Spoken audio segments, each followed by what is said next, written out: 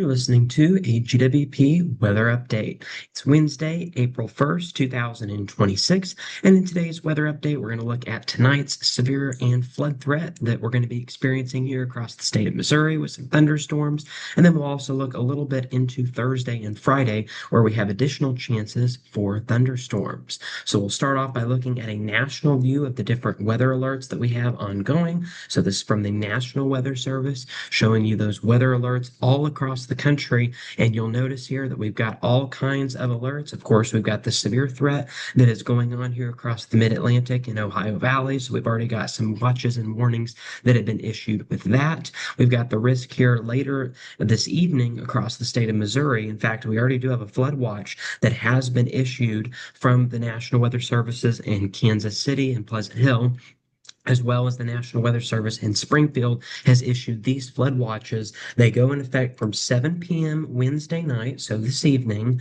through 1 p.m. tomorrow afternoon or Thursday. So that's how long this flood watch goes into effect later on this evening for the potential of some heavy rainfall. We're looking at widespread accumulations just within the next 24 hours of 1 to 2 inches, with localized amounts higher than that of around 3 to 5 inches. And so that is what we're going to be experiencing as we go through this evening with this area and that flood watch under that highest risk for heavy rainfall as we go later through this evening. We're also dealing with some red flag concerns, so a fire threat across New Mexico and Texas is ongoing. We've also got some high winds out west, and then we also have a snowy and wintry side to the storm system as well, where we have some of that colder air. We've got an ice threat across central Wisconsin, and then we've got some heavy snowfall across the northern plains, with some areas picking up 5 to 8 inches of snowfall, if not a little bit higher. There will be no wintry weather expected out of this storm system. However, we could be looking at cooler temperatures as we go into the weekend, possibly dipping down into the 30s. So that is something that, of course, we will watch here. This shows a really good national view of what we have going on today. This is from the National Forecast charts from the Weather Prediction Center. And so you'll notice that this highlights that area, or that this is for today, where we have that flood threat as well as that severe weather threat. It stretches from Texas. The dry line is what's going to initiate those storms in Texas and Oklahoma. And then we have a stalled out front. That is what's initiating our storms here across the state of Missouri, and then as well as into the Ohio Valley as well. And then again, with that wintry precipitation further to the north, where we've got some rain snow mix and some ice further to the north. So that's something that we're concerned about. Freezing rain possible across kind of that pink color right in here, and then some snow further to the north of that, and then a whole bunch of activity out west as well, as we've been getting some much needed precipitation out west across that region. So really all sorts of conditions. Of course, we're also tracking in the state of Florida some afternoon showers and maybe even a couple of thunderstorms. And the reason why we're so concerned about that is because that could make it to where the Artemis 2 launch later this evening that is scheduled to happen may not be able to happen. So that is something, of course, that we're going to be watching at time of recording. It was about 30 minutes away from launch time. So we'll have to see. As of right now, the weather conditions look like they'll be favorable, but that is certainly one thing that could push back the launch date by a day or so. So keep that in mind, of course, as we go through today. Going into tomorrow, the severe weather threat is going to mainly be to our north here across the Great Lakes region, across the Chicago metro, over to St. Louis and points to the north of that as this frontal system will move towards our north. And then we'll have a fire threat along this dry line as we go into tomorrow. That wintry mess will be continuing across the northern plains as we go into your Thursday. And then Friday, that front will return in the form of a cold front, and that will initiate some strong to severe thunderstorms Friday night going into the overnight hours, and then we'll also have a heavy rain threat across this red area. So the yellow indicates where we have a higher severe weather risk, or at least more of a moderate risk, I guess you could say. Not even really moderate, but just a little bit higher, a more elevated risk for severe storms across that yellow area along the front. And then you'll notice in this red area that includes southwestern Missouri, that indicates areas where heavy rain and flash flooding is going to be possible. So just kind of a distinction between between those colors. And then again, additional winter weather is expected Friday into Saturday across the northern plains as well. So if you are going to be traveling across the country the next 3 or 4 days, it is going to be a little bit tricky depending on, of course, where and when will make a big difference as far as what we'll be dealing with here. So again, we have ongoing severe storms here across the mid-Atlantic. At this point in time, though, we don't have a whole lot of activity. But again, later this evening, those storms will begin to develop. You'll notice that we already do have some of those stronger thunderstorms just to the northeast of the Springfield area. No severe alerts at this point in time. So if we were to have any wind or hail, it would be below severe limits, meaning less than 58-mile-per-hour winds and less than quarter-size hail. So it wouldn't cause any damage. But a few gusty winds or some very small hail is going to be a possibility. So as we mentioned, there is that flood watch later this evening, and that is because some areas could be looking at several inches of rainfall within the next 24 hours that could lead to some localized flooding. All right, let's go ahead and show you that forecast here. It's from Tropical Tidbits here.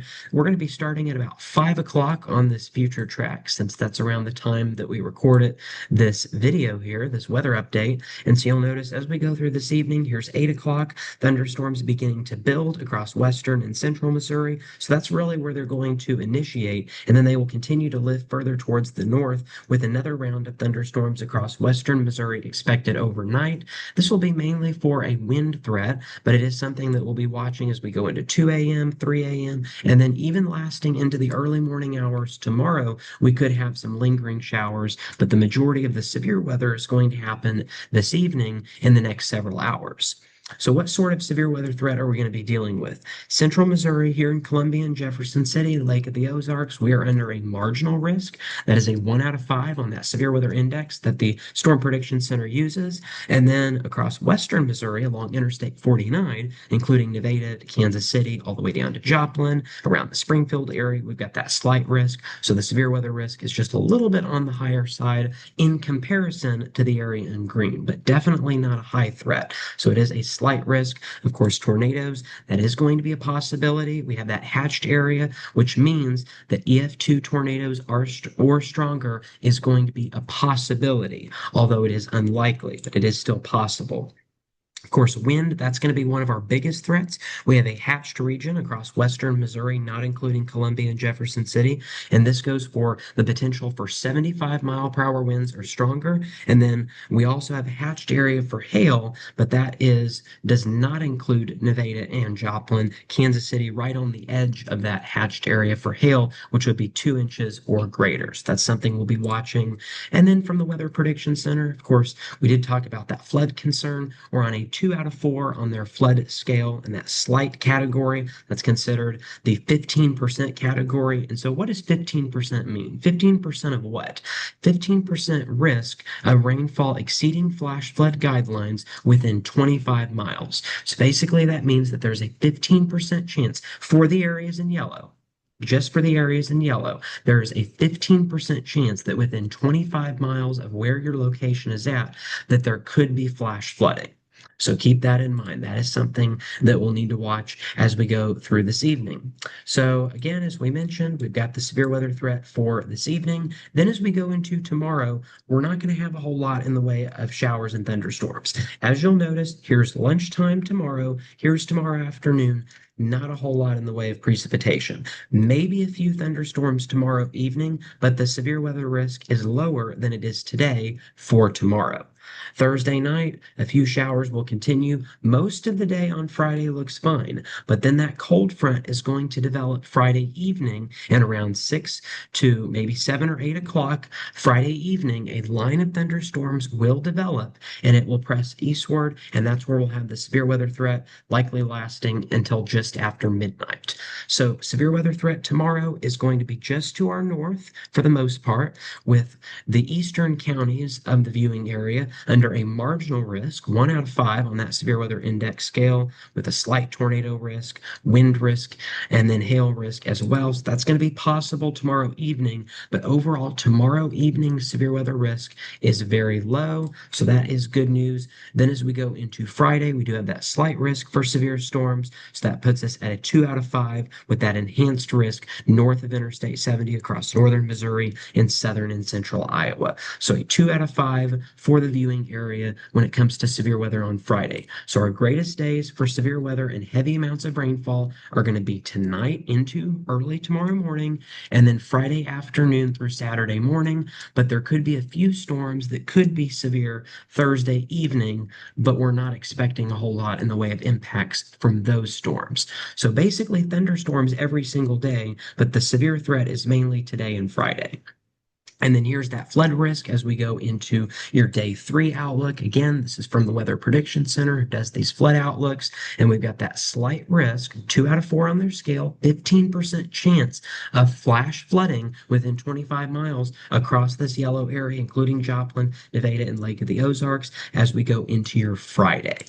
Now, as far as how much rainfall are we looking at? Again, so far for the season, we're just under 6 inches across Nevada, and then we're at 6.8 inches on our rainfall here in Columbia. Of course, we've got a long ways to go with our yearly average. Something I wanted to point out here in Columbia is that April is actually the wettest month of the year, where in Nevada, the wettest month of the year is actually in May.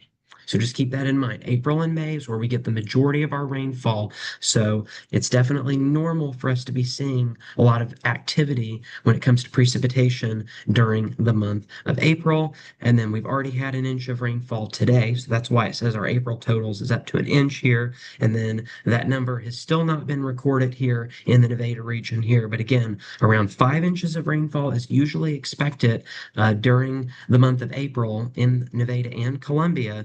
And it is possible that we could be seeing a month's worth of rainfall in the next 7 days, with 2 to 6 inches forecasted here in Columbia and 3 to 7 inches forecasted in Nevada, where our rainfall is expected to be just a little bit on the heavier side.